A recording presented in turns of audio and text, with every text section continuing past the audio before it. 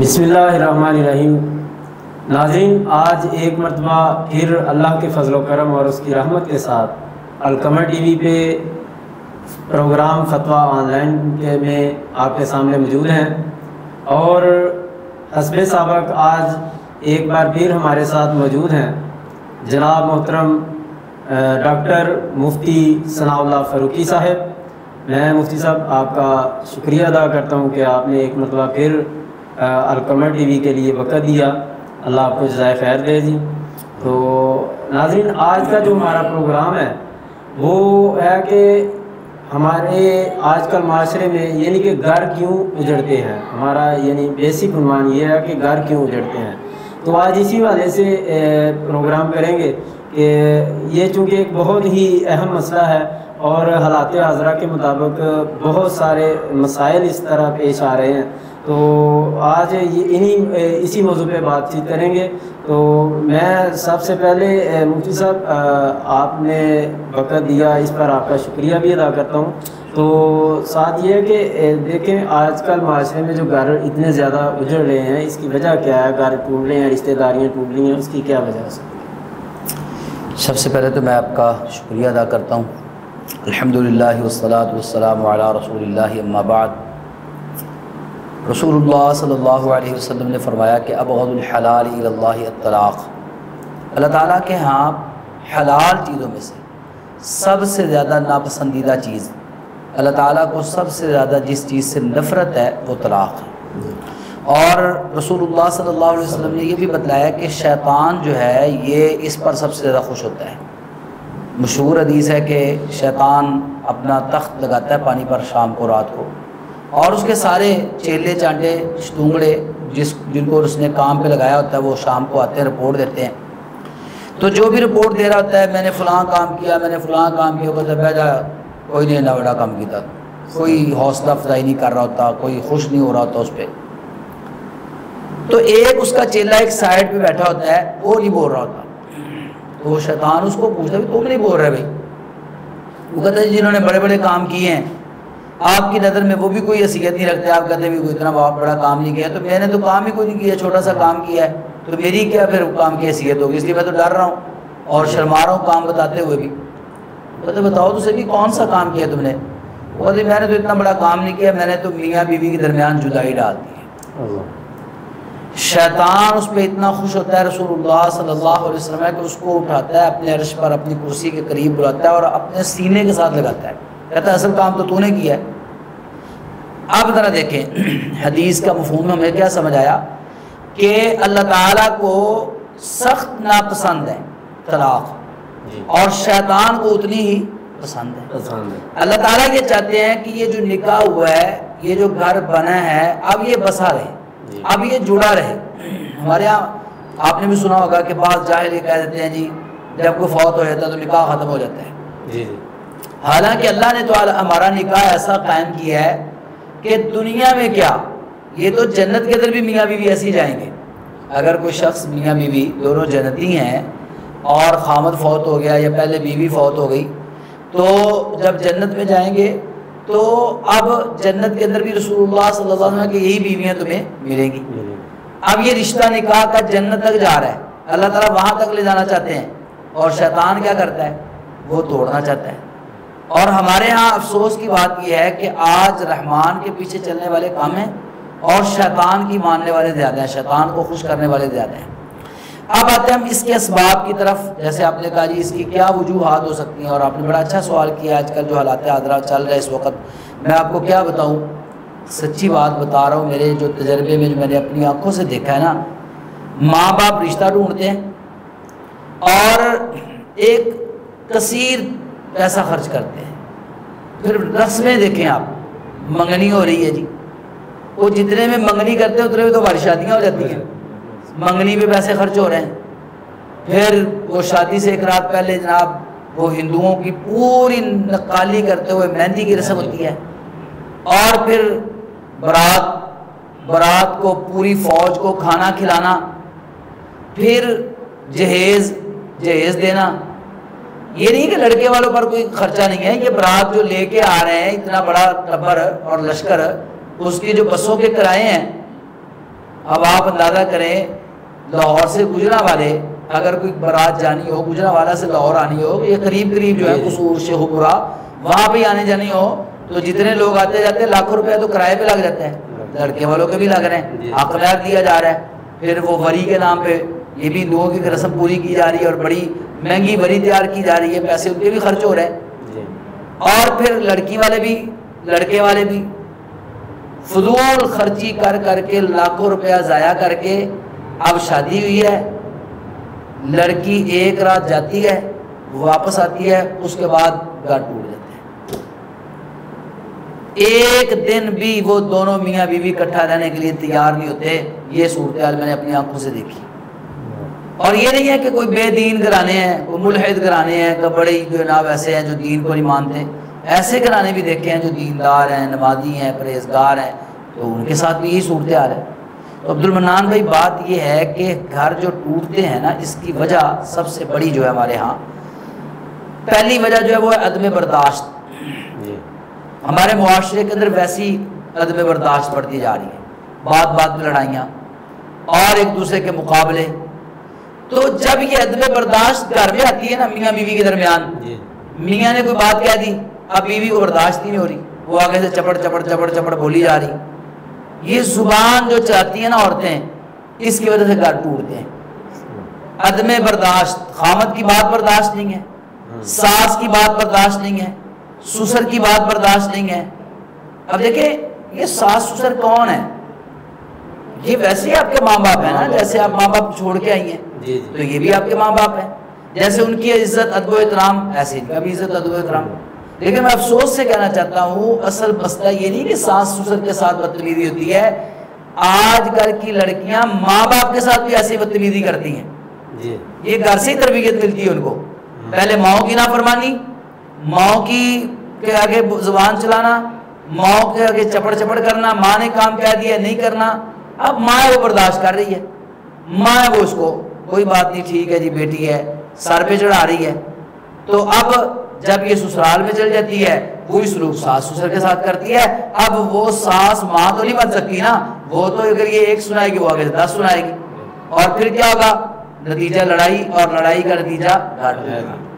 دوسری ایک سب سے بڑی وجہ جو سبب ہے نا گھر ٹوٹنے کا، وہ یہ ہے کہ جو لڑکی اپنے میکے کے ساتھ مسلسل رابطہ رکھتی ہے نا، جو ماں اس کو پٹیاں پڑھاتی ہے اور اس کے پیچھے چلتی ہے نا، وہ کبھی گھر نہیں بسا سکتی۔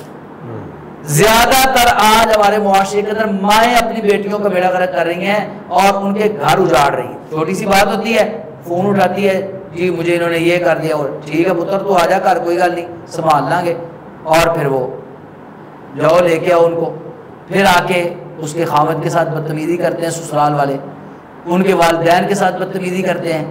اب جب دیکھیں نا پہلے کیا ہوتا تھا، پہلے یہ ہوتا تھا کہ جب وہ گھر سے لڑکی کو روانہ کیا جاتا دلہن کو، تو ماں باپ یہ کہتے پتر تو ساڑھے واسطے مار گئی ہیں، تیرا گھر وہی ہے جتنے تو جا رہی ہے، اب تم نے آنا ہے نا ہنسی خوشی 100 بار آؤ، ہم تمہارے ماں باپ ہیں، لیکن اگر ناراض ہو کے آنا ہے نا تو پھر نہ آنا ہمارے گھر، تمہارا جنازہ اس گھر سے نکلنا چاہیے۔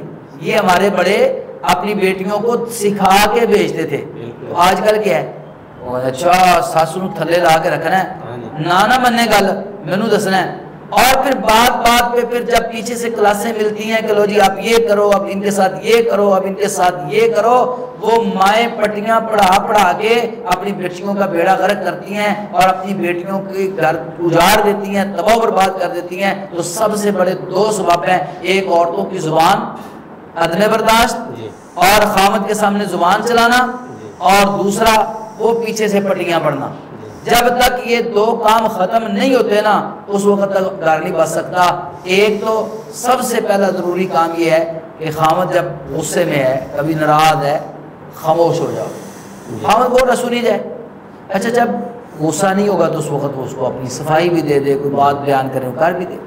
دوسرا پیچھے سے پٹیاں پڑھنا بند کرے، اور ماں کو ہر بات کی خبر دینا کہ جی ادھر یہ ہو گیا ہے، جی آج دال پکی ہے، جی آج یہ گوشت پکا ہے، جی آج یہ گوبھی پکی ہے، آج جی سالن ہمارا پورا نہیں ہوا، آج جی اس کو دیہڑی نہیں ملی، اور آج اس نے میرے ساتھ یہ کیا ہے، آج اس نے مجھے یہ کہا ہے، آج اس کی ماں نے یہ مجھے یہ کہا ہے، آج اس کی بہن نے مجھے یہ کہا ہے، اور پھر اس پہ اس کی والدہ جو اس کو پٹیاں پڑھاتی، جب تک یہ ختم نہیں ہوتا نا تو ماؤں کو چاہیے کہ اپنی بیٹیوں کو کہیں کہ پتر ہوتی رہنا ہے، ان کے ساتھ ایسی رہو جیسے وہ تمہارا گھر ہے، اب تم نے خود اس کو ہینڈل کرنا ہے، ہم سے مشورے نہیں لینے، انشاءاللہ گھر باز ہے۔ اس والے سے جو موبائل ہے اس کا بھی کوئی خاص کردار نہیں آ رہا کہ جو رابطہ آپس میں بچیوں کا، والدین روزانہ کی ساری رپورٹ اپنے والدہ کو والد کو دینا اپنے گھر پیچھے جی میکے میں، تو یہ بھی ایک خاص کردار میرے خیال ادا کر رہا ہے کہ جی سبزی وغیرہ پکانا، اور یہ جو آپ نے بات کی ہے یہ حقیقت ہے، یہ معاملات میرے سامنے آئے ہیں ایسے بہت سارے،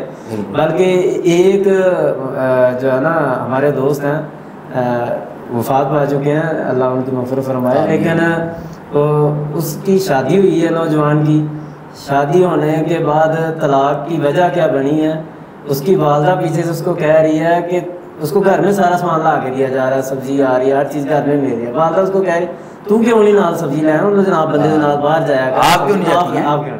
بالکل۔ تو یہ موبائل بھی کوئی خاص کردار، موبائل کا کوئی رول پلے ہے؟ جی محترم عبد المنان بھائی، موبائل نے ہی ہماری نئی نسل کا بیڑا غرق کیا ہے۔ میں یہ سمجھتا ہوں کہ موبائل جو ہے نا یہ تو ایک مشین ہے نا، جی جی، اس کا تو ہم نہیں کہہ سکتے کہ غلط ہے صحیح ہے، لیکن اس کی وجہ سے گھر ٹوٹتے ہیں۔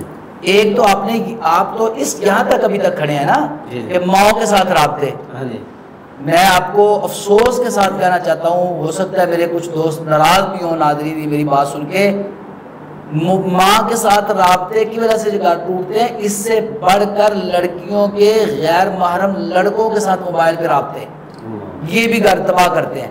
اس موبائل نے بیڑا غرق کیا ہے۔ اب فیس بک پہ دوستیاں لگ جاتی ہیں، پھر واٹس ایپ پہ آ جاتے ہیں۔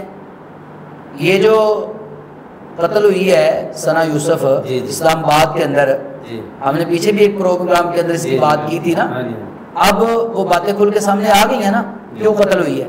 آپ دیکھیں نا کہاں پہ رابطہ ہے، وہ سارا اس لڑکے کے ساتھ اس کا رابطہ تھا، سارے میسیجز اس نے دکھا دیے، پوری پلاننگ، وہ لڑکا وہاں پر آیا ہے، ہوٹل کے اندر انہوں نے روم بک کروایا ہوا ہے، اور اب جب وہ آ گیا ہے وہ لینڈ کروزر کرائے پہ لے کے آیا ہے، اور اب وہ اس کے ساتھ نہیں جا رہی ہے اور وہ پسو پیش کر رہی ہے، تو اس کو غصہ آتا ہے تو وہ قتل کر دیتا ہے۔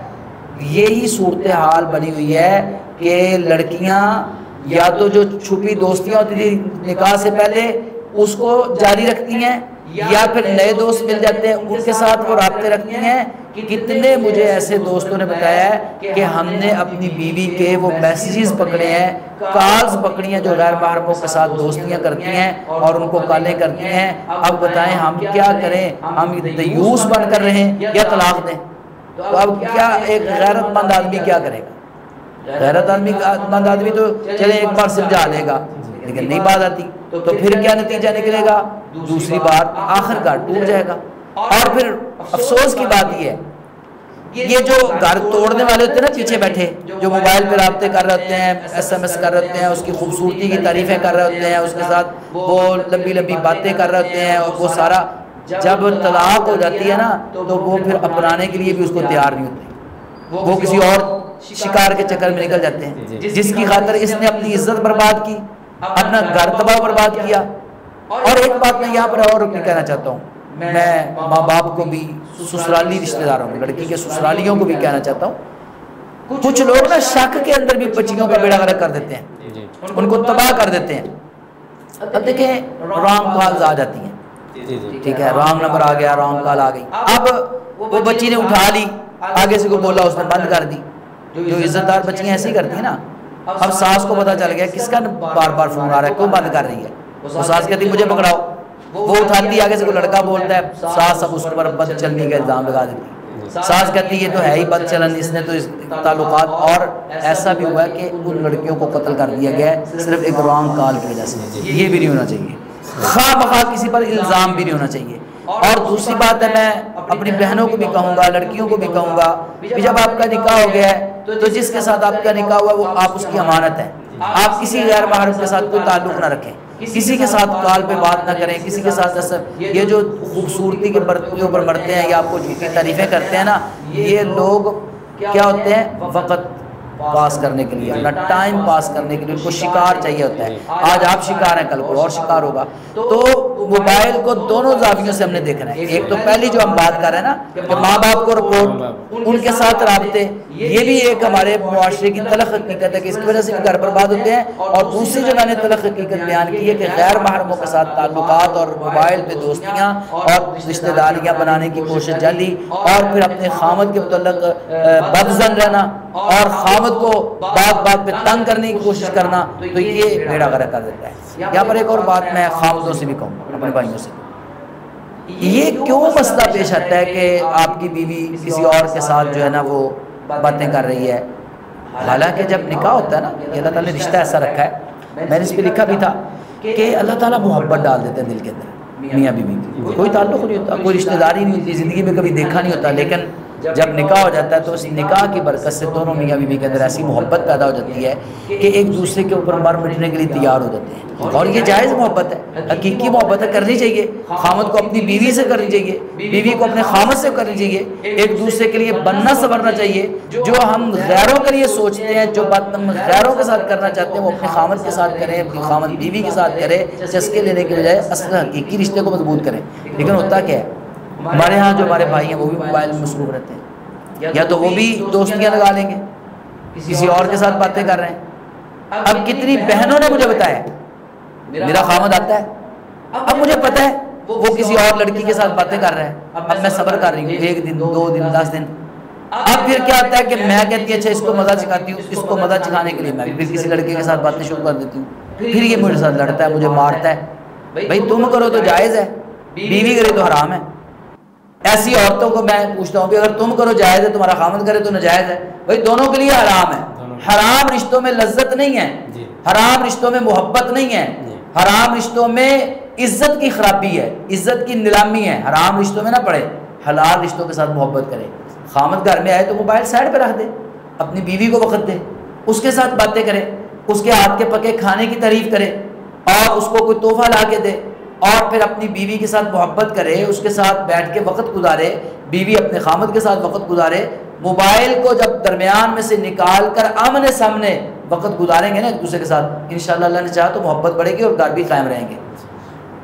مفتی صاحب یہ بتائیں کہ آپ کے نزدیک ایک سوال ویسے ایک میرے ذہن میں ہے جی کہ موبائل جو ہے یہ کتنا رابطہ آپس میں ہونا چاہیے والدین کے ساتھ؟ ڈیلی بیس پہ رابطہ ہونا اچھی بات ہے یا ہفتے میں ایک مرتبہ؟ اس ویسے تو کوئی اس کی اشارہ نہیں ہے، لیکن ایک ماحول کو سیٹ کرنے کے لیے کتنا کو ہونا چاہیے؟ دیکھیں محترم عبدالمنان بھائی، بات پتہ کیا ہے؟ بات ہے تربیت کی۔ تربیت کی، بالکل ایسا۔ پہلے جیسے میں نے کہا نا، موبائل تو ایک ڈیوائس ہے نا، مشین ہے، جیسے استعمال کرنا ہے، استعمال تو ہم نے کرنا ہے۔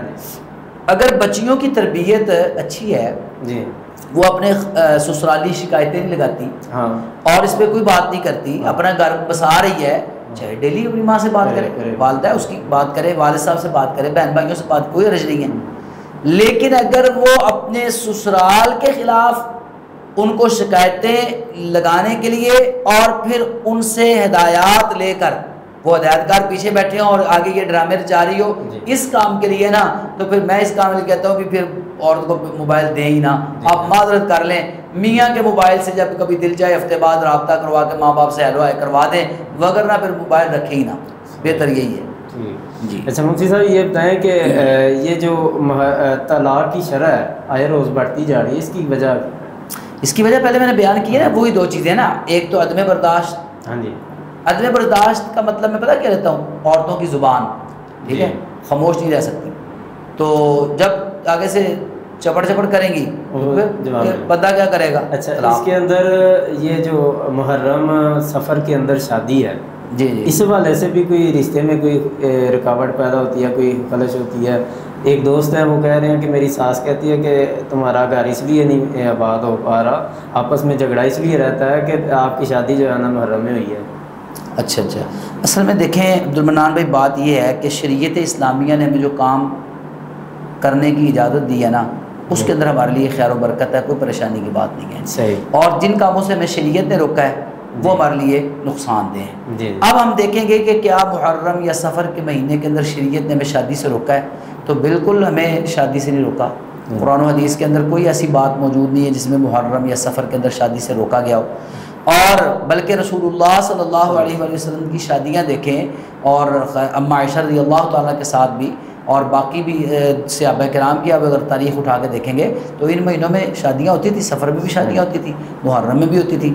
اصل میں مسئلہ یہ ہے کہ جب سے یہ ہمارے ملک کے اندر ایک مخصوص فرقہ اس نے جو اپنے عقائد کو پھیلایا نا، جی، اور اتنا عام کر دیا ہے کہ اب ہر گھر کے اندر ان کے عقائد پہنچے ہیں کسی نہ کسی طریقے سے، جی، تو اب انہوں نے خوشی کو جوڑ دیا ہے واقعہ کربلا کے ساتھ، کہ چونکہ محرم الحرام میں سیدنا حسین بن علی رضی اللہ تعالیٰ عنہ کی شہادت ہوئی ہے، اس لیے وہ سمجھتے ہیں کہ یہ غم کا مہینہ ہے، اس میں خوشی نہیں کرنی، ٹھیک ہے۔ اب خوشی نہیں کرنی تو پھر کیا ہے؟ اب وہ کہتے ہیں کہ غم مناؤ، ٹھیک ہے، غم منائیں۔ تو اب شادی وہ کہتے ہیں یہ خوشی ہے، غم کے خلاف ہے، تو اب شادی نہ کریں۔ اب چونکہ لوگوں کو وہ روکنا چاہتے تھے، اپنے جو ان کے مخصوص اعتقادات ہیں وہ لوگوں کے اندر رائج کرنا چاہتے تھے، اور لوگ اس بات کو ماننے کے لیے تیار نہیں تھے، تو انہوں نے پھر ان ایسی باتوں کا سہارا لینا شروع کر دیا، ایسی افواہیں پھیلانا شروع کر دی کہ جو محرم میں شادی کرے گا منحوس ہے، بلکہ یہاں تک ہے محرم میں جو شادی کرے گا وہ مر جائے گا۔ میں نے ایسی بھی افواہیں سنی کہ محرم الحرام میں جو شادی کرے گا وہ مر جائے گا، لڑکی مر جائے گی، یا ان کا کوئی نقصان ہو جائے گا، ان کا گھر ٹوٹ جائے گا، طلاق ہو جائے گی، یعنی ایسی نحوست والی باتیں پھیلائی گئیں سفر کے متعلق۔ حالانکہ رسول اللہ نے واضح فرمایا لا حام ولا سفر، سفر کی کوئی حیثیت نہیں ہے، اس کے اندر بدشگونی لینا اور اس طرح کا معاملہ کرنا اس کی کوئی حیثیت نہیں ہے۔ تو محرم الحرام میں سفر میں شادی بالکل جائز ہے۔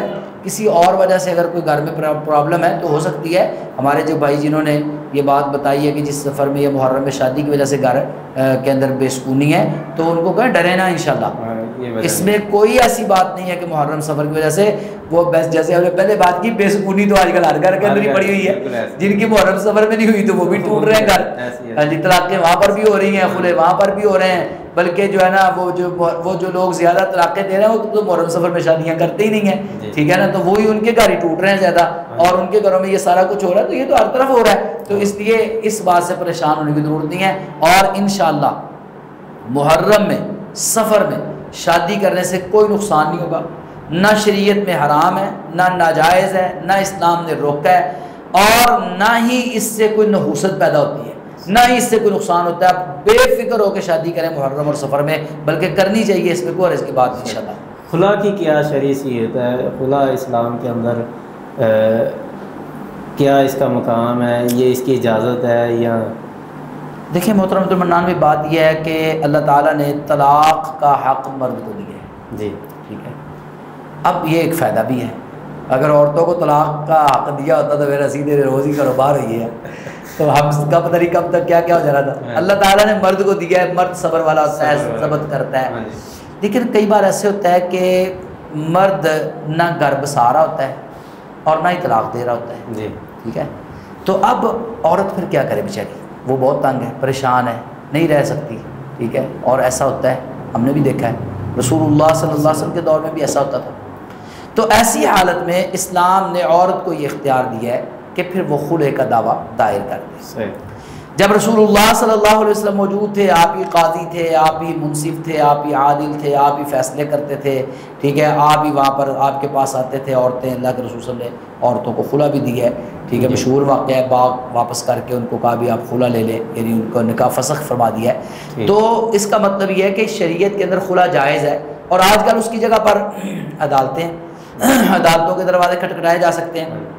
اگر کوئی عورت واقعتاً ایسی صورتحال میں پھنس گئی ہے کہ وہ نہ گھر بسا رہا ہے، اس کا خامد نہ طلاق دے رہا ہے، اور یہ مجبور ہے، تو یہ عدالت میں جائے، جا کے خلا کا دعویٰ دائر کرے۔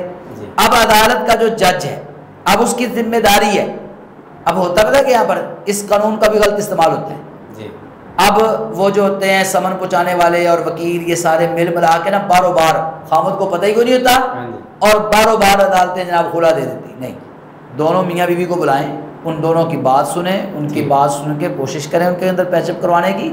بہت سارے سمجھدار جج ایسا کرتے ہیں، میں نے ایک ویڈیو بھی دیکھی ایک جج کی، اس نے بچی کو اور بچے کو بھیج دیا کہ جاؤ مہینہ کٹھے رہو پھر آنا میرے پاس، تو یہ بہت اچھا طریقہ ہے۔ تو اگر جج دیکھتا ہے کہ واقعی یہ خلا ہونا چاہیے اور پھر وہ خلا کی ڈگری جاری کر دیتا ہے تو اس سے نکاح فسخ ہو جاتا ہے. اب یہاں پر دو مسئلے یاد رکھنے ہیں.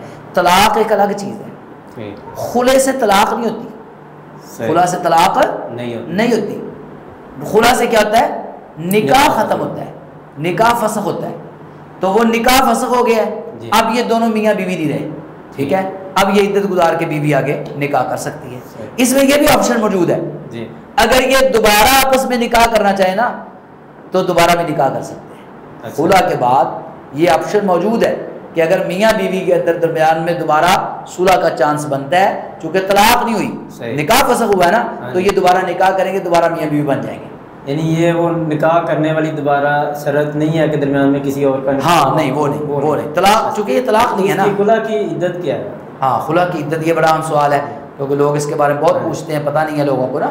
اور عدت کے بارے میں ایک اور بات بھی میں آپ کو بتاتا ہوں جو بڑا یہ کنفیوژن ہے. یہ مسئلہ اللہ تعالیٰ ہمارے ناظرین تک پہنچائے, ہمیں توفیق دے کہ ہم ناظرین تک ایسی باتیں پہنچائیں کہ جو اسلام کی خیر کی باتیں ہیں.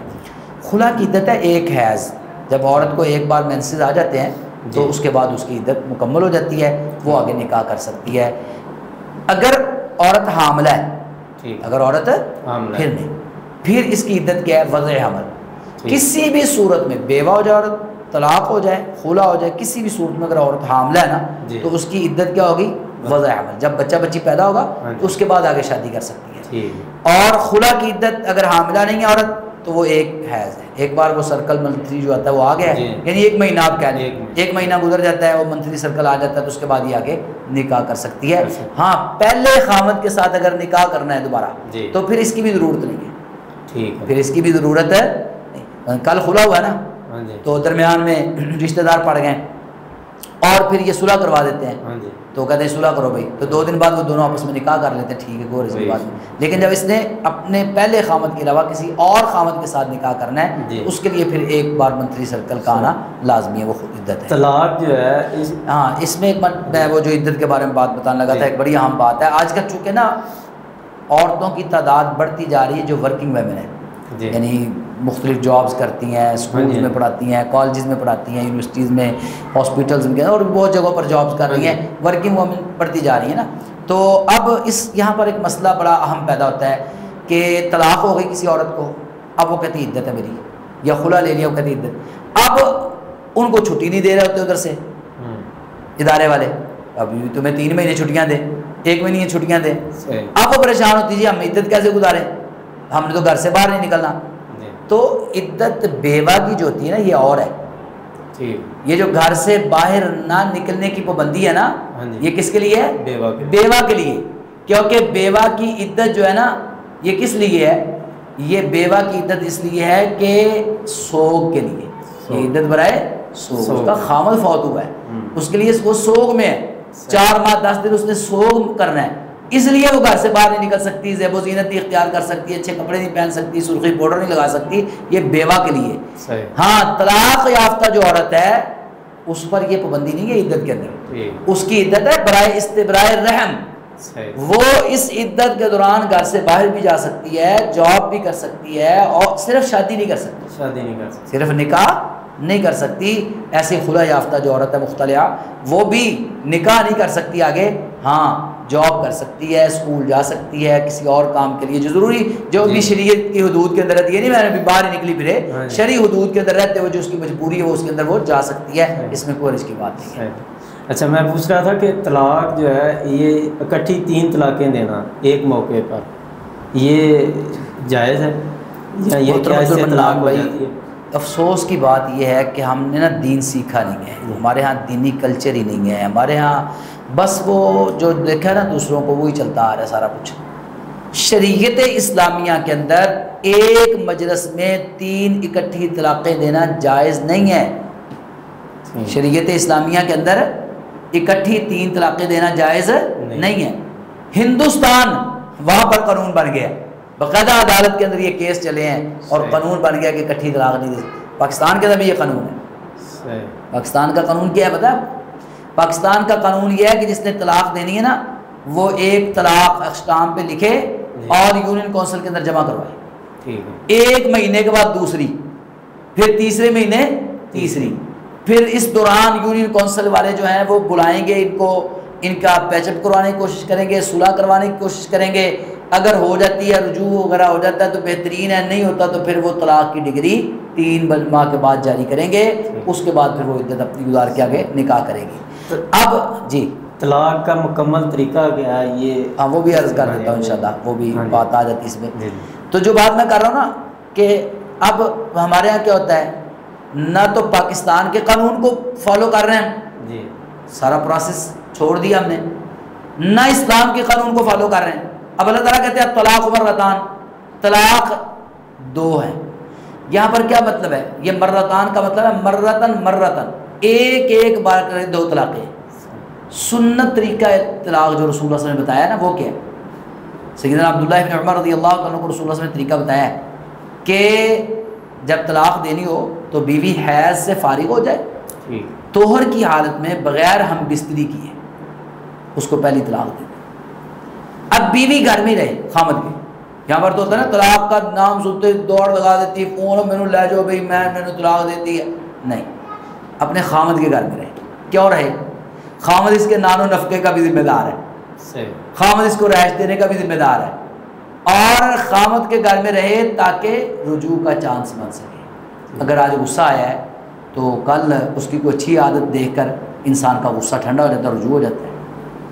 اگر نہیں ہو سکا یا رجوع کر بھی لیا ہے تو نہیں بھی کر سکے، دوسری طلاق دینی ہے، تو پھر اگلے مہینے جب حیض آئے گا تو پھر وہ جب غسل کر کے پاک ہو جائے گی طہر کی حالت میں بغیر ہم بستری کیے دوسری طلاق۔ پھر ایسے ہی تیسرے مہینے حیض سے فارغ ہونے کے بعد بغیر ہم بستری کیے طہر کی حالت میں تیسری طلاق۔ اب جب تیسری طلاق ہو گئی نا، اب یہ دونوں ایک دوسرے کے اوپر حرام ہو گئے۔ اب بیوی اپنے والدین کے گھر میں، بھائیوں کے گھر میں، یا کہیں بھی شفٹ جہاں پر وہ مناسب سمجھتی چلی جائے، اب خامد کے گھر میں نہیں وہ رہ سکتی، نہ اس کے وہ اوپر حقوق ہیں، نہ ہی ذمہ داری ہے، نہ ہی وہ خامد اس کے لیے اب محرم رہے، اب اس کے لیے ایسے ہی جیسے غیر محرم، حرام ہو گیا رشتہ۔ تو یہ طریقہ ہے سنت طریقہ۔ ہمارے یہاں کیا ہوتا ہے، ہمارے یہاں غصہ ہے طلاق طلاق طلاق، وہ جس طرح فائر نہیں مار دی ایسے طلاق طلاق طلاق، چل جا میں تو 3 طلاق دیتی ہوں، وہ تو 100 بھی کہہ دیتے 100 طلاق دیتی ہے، اتنا غصہ آ جاتا ہے۔ تو یہ حرام ہے، جائز نہیں ہے۔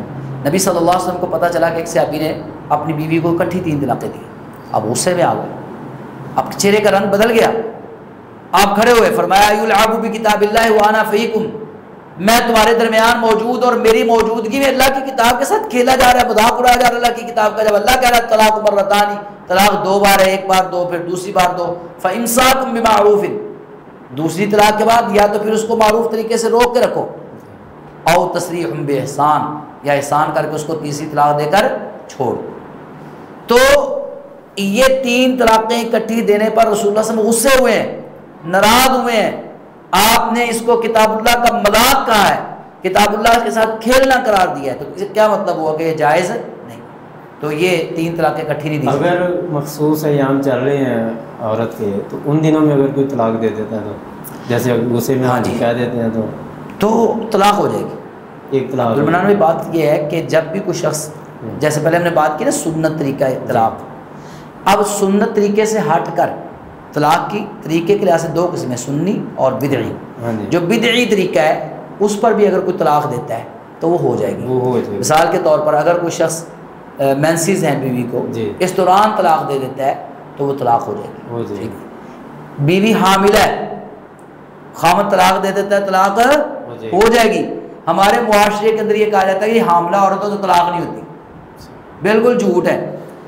حاملہ عورت کو بھی طلاق ہو جاتی ہے، خامد نے طلاق دے دی طلاق ہو گئی۔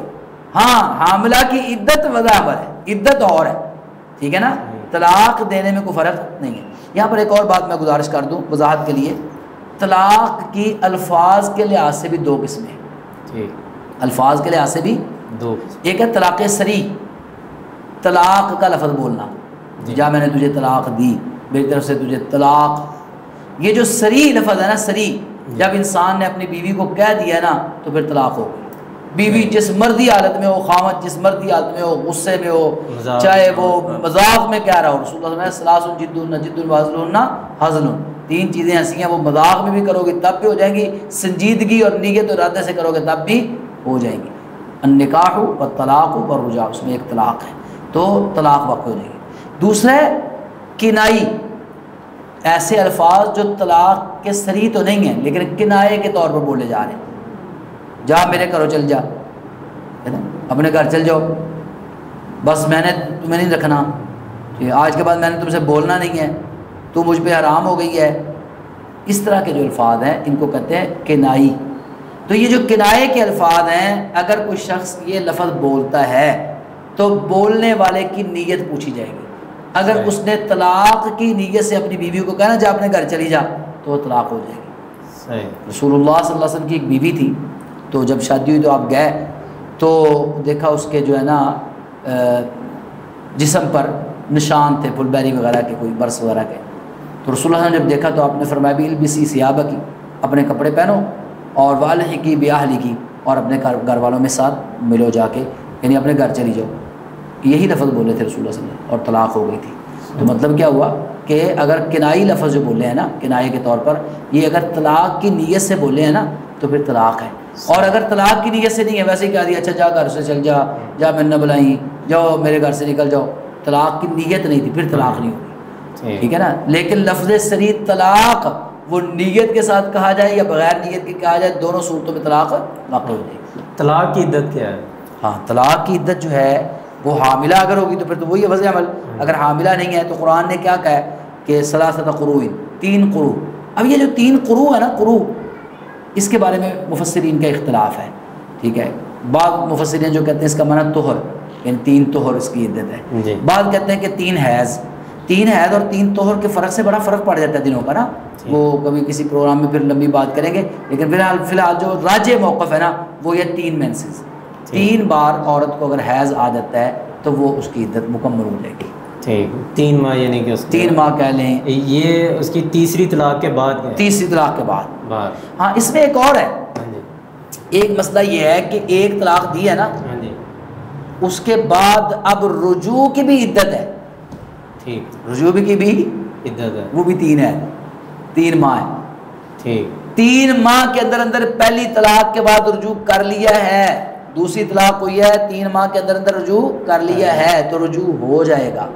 اگر 3 ماہ گزر گئے تو پھر رجوع نہیں ہوگا۔ کیوں نہیں ہوگا؟ 3 ماہ کے بعد عدت ختم ہو گئی ہے، اب پہلا نکاح ختم ہو گیا، پہلا نکاح ختم ہو گیا، عورت آزاد ہو گئی ہے، وہ چاہے تو عدت گزار کے آگے کسی اور مرد کے ساتھ نکاح کر سکتی ہے، بات سمجھ آ گئی ہے۔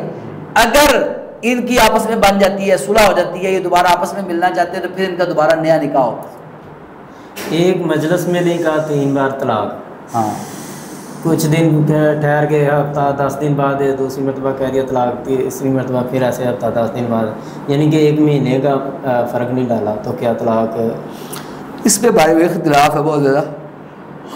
ہمارے شیخ ہیں، ان کے نزدیک ان کا موقف یہ ہے کہ ایک طلاق کے بعد جب تک خامد الرجوع نہ کر لے اپنی بیوی سے، جی، اس وقت تک دوسری طلاق نہیں ہوتی، لیکن یہ موقف درست نہیں ہے، قرآن و سنت کے مطابق نہیں ہے۔ دیکھیں، ایک مجلس کی جو 3 طلاقیں ہیں نا وہ 1 ہوگی، کتنی ہوگی؟ 1۔ پہلے ہم نے بات کی تھی کہ ایک مجلس میں 3 طلاقیں دینا جائز ہے، تو میں نے بتایا تھا یہ ناجائز ہے، لیکن اگر کوئی شخص 3 طلاقیں کہہ دیتا ہے ایک مجلس کے اندر تو 1 طلاق ہو جائے گی۔ کچھ فقہاء کا یہ اختلاف ہے، وہ کہتے ہیں 3 ہو گئی تو 3 ہو گئی، 3 کہہ دی تو 3 ہو گئی۔ اس پر وہ ہم پر اعتراض بھی کرتے ہیں کہ تم دیکھو جی حرام جو ہے رشتہ اس میں تم کر رہے ہو، 1 طلاق کا فتویٰ دے کے تم حرام میاں بیوی کو آپس میں ملا رہے ہو۔ ہمارے اوپر یہ ایک بڑا یوٹیوب کا مفتی مشہور ہے، اس نے بھی اہل الحدیث علماء پر یہ طنز بھی کیا ہے کہ تم 3 طلاقوں کے بعد حرام بیوی کو بھی تم جناب نہ یہ حلال کر دیتے ہو اس کے لیے۔ اچھا آپ مجھے بتائیں، انصاف کی بات، یہ میرا جواب اللہ کرے اس تک پہنچ جائے۔ وہ کہتا ہے کہ آپ نے 3 طلاقیں دے دی بندے نے ایک مجلس کے اندر، تو آپ نے کیا کیا، اس کی بیوی کو اس کے لیے حلال کر دیا 1 طلاق کا فتویٰ دے کر، وہ حرام تھی، آپ نے کیا کیا ہے، حرام، نعوذ باللہ، اس نے تو یہاں تک ہے کہ آپ نے زنا کروایا، ٹھیک ہے۔ مجھے یہ بتائیں کہ اب وہی مفتی صاحب آپ اس کے پاس چلے جائیں, ان کو کہے جی میرے نے اپنی بیوی کو 3 طلاقیں دے دی ہیں, یا کیس لے جائیں جی ہم نے اپنی بیوی کو 3 طلاقیں دے دی, اس کا کیا کریں؟ وہ کہتے ہیں 3 طلاقیں ہو گئی. اب 3 طلاقیں ہو گئی تو اب کیا کریں؟ کوئی راستہ نکالیں, ہم دوبارہ آپس میں مل جائیں. تو راستہ کیا نکالا جاتا ہے؟ حلالہ کروا لیں. اب حلالہ کیا ہے؟ ایک رات کے لیے عارضی نکاح, ایک رات کے لیے عارضی نکاح. ہم کیا کرتے ہیں؟ ہم سنت کے مطابق, اللہ کے نبی صلی اللہ علیہ وسلم کے طریقے کے مطابق, رسول صحیح مسلم کی حدیث ہے رسول اللہ علیہ وسلم کے دور میں 3 طلاقوں کو 1 طلاق سمجھا جاتا تھا. مسند احمد کے اندر ہے, صحیح سند کے ساتھ ہے, دیگر کتب حدیث کے اندر بھی ہے. رکانہ بن عبد یزید رضی اللہ تعالی نے اپنی بیوی کو 3 طلاقیں اکٹھی دے دی. 3 طلاقیں اکٹھی, واقعہ موجود ہے نبی صلی اللہ علیہ وسلم کے دور کا. 3 طلاقیں اکٹھی دے دی تو نبی صلی اللہ علیہ وسلم نے فرمایا کہ اپنی بیوی سے رجوع کر لو. اس نے کہا طلقتها ثلاثا, حضور میں نے بیوی کو 3 طلاقیں دی ہیں. آپ نے کہا راجعها, قد علمت راجعها, مجھے پتہ ہے تم نے 3 طلاقیں دی ہیں, اپنی بیوی سے رجوع کر لو. رسول اللہ صلی اللہ علیہ وسلم نے رجوع کروایا, ٹھیک ہے, 3 طلاقیں دی ہیں رکانہ رضی اللہ تعالی نے, اس کے باوجود اللہ کے رسول صلی اللہ علیہ وسلم نے رجوع کروایا. اب وہ مفتی صاحب یہ کہیں گے کہ اللہ کے رسول نے نعوذ باللہ زنا کروایا. اب وہی مفتی صاحب یہاں پر تو نہیں مانتے رسول اللہ صلی اللہ علیہ وسلم کی بات کو, نہیں مانتے, اپنے امام کے فتوے کو مانتے ہیں کہ 3 کو 3 سمجھ کر جدائی کروا دیتے ہیں. اور وہی مفتی صاحب فتویٰ دے رہے ہوتے ہیں اب حلالہ کروا لو, 1 رات کے لیے کسی اور کے پاس بھیجو, اور پھر جب وہ اس کے ساتھ وطی کر لے, ہم بستری کر لے, صبح اٹھ کے وہ طلاق دے, اب پہلے خامد کے لیے اب حلال ہو گئی ہے. اب مجھے بتائیں, ہم تو اس کے اصل خامد کے ساتھ بھیج رہے ہیں سنت کے مطابق, یہ ان کو غلط نظر آتا ہے, یہ زنا نظر آتا ہے. اور یہ حلالہ جس کے بارے میں رسول اللہ نے کہ لعن اللہ المحلل والمحلل له, اللہ تعالیٰ کی لعنت حلالہ کرنے والے پر اور جس کے لیے حلالہ کیا جا رہا ہے, تو یہ اس کو جائز نظر آ رہا ہے, یہ زنا نظر نہیں آ رہا, یہ بدکاری اور بے غیرتی نظر نہیں آ رہی. اب دیکھیں غیرت کا تقاضا, اگر وہ بیوی کسی اور کے پاس ہی 1 رات کے لیے جانی ہے تو پھر میں اس پہ تھوکوں گا, پھر وہ رہے اس کے پاس ہی, پھر اس کی مجھے کیا ضرورت ہے؟ انسان کی غیرت ہے. ہاں, غیرت مند انسان کیسے برداشت کرے گا کہ وہ جناب وہ اس کو دوبارہ لے کے آئے, ٹھیک ہے پھر جائے وہاں پر ہی. تو مسئلہ دیکھیں, ہمیں الزام دیتے ہیں اور خود حال دیکھیں. ہم تو خامد کے ساتھ بھیج رہے ہیں, یہ کسی اور کو خامد بنا کے اس کے ساتھ بھیج کے پھر دوبارہ 2 کے ساتھ بھیج رہے ہیں باری باری. تو ہم تو اللہ کے فضل و کرم سے سنت کے مطابق بات کرتے ہیں کہ اگر کوئی شخص اپنی بیوی کو 3 طلاقیں اکٹھی دے دیتا ہے تو وہ 1 طلاق ہے. اب مجلس تبدیل ہو گئی, مجلس تبدیل, ہفتہ گزر گیا ہے, ہفتے کے بعد 10 دن کے بعد دوبارہ دوسری طلاق دے دیتا ہے. اب یہاں پر علماء کا اختلاف ہے. بعض علماء کا تو خیال یہ ہے کہ یہ طلاق نہیں ہوتی, کیونکہ ابھی تک یہ عدت کے اندر ہے. وہ جو رسول اللہ صلی اللہ علیہ وسلم کی فرمان ہے سنت والی حدیث کہ اللہ کے رسول صلی اللہ علیہ وسلم بھی اگلے مہینے جب حیض آئے اور وہ پھر طہر کی حالت میں ہو, پاک ہو جائے, تو پھر دوسری طلاق دو, تو کم از کم 1 مہینے کا گیپ ہونا چاہیے. اس میں فائدہ یہ ہے نا کہ سوچنے سمجھنے کا موقع بھی مل جاتا ہے, ٹھیک ہے. تو اس لیے جب بھی دوسری طلاق دیں تو کم از کم, بلکہ میرا مشورہ پتہ کیا ہے, میں تو مشورہ یہ دیتا ہوں جس نے طلاق دینی ہے وہ صرف 1 طلاق دے. کتنی طلاقیں دے؟ 1. چونکہ ہمارے ہاں یہاں پر پھر قانونی تقاضے بھی پورے کرنے ہوتے ہیں, اس لیے پھر مہینے کے بعد وہ نوٹس بھیجنے پڑتے ہیں, اس کے بعد پھر یونین کونسل طلاق نامہ دیتی ہے. تو بہرحال اگر آپ غصے میں طلاق دیتے ہیں یا ویسے دیتے ہیں تو 1 طلاق دے کر چھوڑ دیں. اب 1 طلاق دی ہے نا, چھوڑ دیں. اب اس کے بعد اگر نہیں صلح ہوتی 3 مہینے گزر جائیں گے, نکاح ختم ہو جائے گا.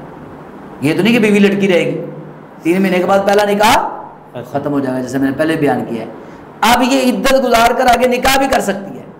اچھا اگر آپ کہتے ہیں جی قانونی تقاضے نہیں ہوں گے پورے, نکاح نامہ پیچھے سے یونین کونسل سے ختم کروانا پڑتا ہے, تو 3 مہینے کے بعد اگر وہ آپ کے ساتھ نہیں نکاح کرنے کے لیے تیار ہوئی, کسی اور کے ساتھ تیار ہو گئی ہے, تو پھر آپ اس کے نوٹس دیں یونین کونسل کے اندر, پھر بھیجیں مہینے سے اور اس کی پھر طلاق پوری کر دیں. ایک بات آپ کے بات سے سوال ذہن میں ہے, جو 1 مرتبہ 3 ماہ کی جو مدت ہے اس کے دوران اگر وہ رجوع کر لیتا ہے آپس میں, تو اس کو کوئی نکاح کی کوئی ضرورت نہیں, پھر ضرورت نہیں ہے. صرف آپس میں پھر صرف 2 گواہوں کی موجودگی میں وہ کہے گا میں آپ سے رجوع کرتا ہوں, ٹھیک ہے, ٹھیک ہے. وہ زبان سے کیا لے گا, عملی طور پر رجوع کر لے, صلح کر لے. اگر یہ عمل نہیں کرتا 3 ماہ کے اندر, تو اس کا نکاح ختم ہو جائے گا, نکاح پہلا ختم ہو جائے گا. ٹھیک ہے. اب کیا کرے گا, اب اگر صلح کرنی ہے نا تو ان کا نیا نکاح ہوگا آپس میں. ٹھیک. اب کیا ہوگا, नया निकाह और एक बात फिर याद 3 रखनी, माह के बाद। हाँ जी 3 माह के बाद अगर सुलह करनी तो फिर क्या होगा, दोनों का नया निकाह होगा, मियां बीवी आपस का, में नया आपस निकाह में। हो जाएगा। जी ठीक है। इसमें एक और बात याद रखनी, ये जो पहली तलाक हुई है ना, ये खत्म नहीं हुई, ये तीर लटकता रहेगा, तलवार लटकती रहेगी, ये खत्म नहीं। चाहे निकाह किया इसने दोबारा 3 माह के बाद, तब भी पहली तलाक खत्म नहीं हुई। इसके बाद अब सिर्फ 2 तलाकों का चांस है। अब अगर दूसरी तलाक देता है तो पहली नहीं भी, चूंकि जी हमने नया निकाह पढ़ा, नहीं, वो दूसरी तलाक शुमार होगी। ठीक है ना, तो ये भी याद रखना है कि वो जो पहली तलाक है वो खत्म नहीं, रुजू किया तब भी खत्म नहीं होगी, निकाह किया तब भी खत्म नहीं होगी। तो ये तरीक़ाकार है तलाक का। चले माशाल्लाह, आज का प्रोग्राम बहुत ही तलाक के हवाले से और ये घर क्यों टूटते हैं इस हवाले से बहुत इल्मी रहा है अल्हम्दुलिल्लाह। उम्मीद करता हूँ कि अल्लाह पाक इसको हमारे सामीन के लिए फ़ायदेमंद बनाए और इन चीज़ों को जैसे आपने कहा कि हलाल चीज़ों में से जो जिसको सुकून है, हाँ जी, हलाल चीज़ों में सुकून ढूंढे, हलाल चीज़ों में जो सुकून है, और जो चीज़ें हलाल हैं लेकिन उनसे अल्लाह पाक नफ़रत करते हैं, हाँ उनमें से जो सबसे ज़्यादा नफ़रत, सबसे ज़्यादा जिसके के साथ नफ़रत की जाती है वो तलाक है।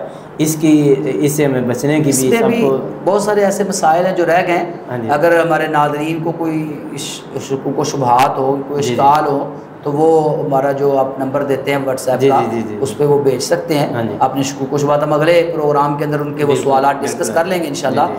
किसी को कोई मैंने जो बातें की इस पर कोई हवाला चाहिए हो, वो भी व्हाट्सएप पे मैसेज करे। अगले प्रोग्राम के अंदर हम पूरा जनाब अहादीस के हवालों के साथ हम उनको दे देंगे, जो भी शुकुक व शुबहात हो तो वो अगले प्रोग्राम के अंदर हम उसको डिस्कस कर सकते हैं। और अभी तक चूँकि तलाक के बारे में एक लंबा टॉपिक है, हमारे पास वक्त कम था, वगरना अभी तक मैं ये समझता हूँ कि प्रोग्राम हम फिर इससे रिलेटेड ही करेंगे। हाँ, अगर नाज़रीन के सवालात आते हैं तो फिर हम इंशाल्लाह इस पर मज़ीद गुफ्तगू कर लेंगे इंशाल्लाह। जी, तो नाज़रीन अगर आपके ज़हन में कोई भी सवालात हों तो आप हमें व्हाट्सअप कर सकते हैं, इंशाल्लाह आइंदा प्रोग्राम में उनका जवाब आपको दिया जाएगा। तो हमें इजाज़त दीजिए, तब तक के लिए अल्लाह हाफ़िज़।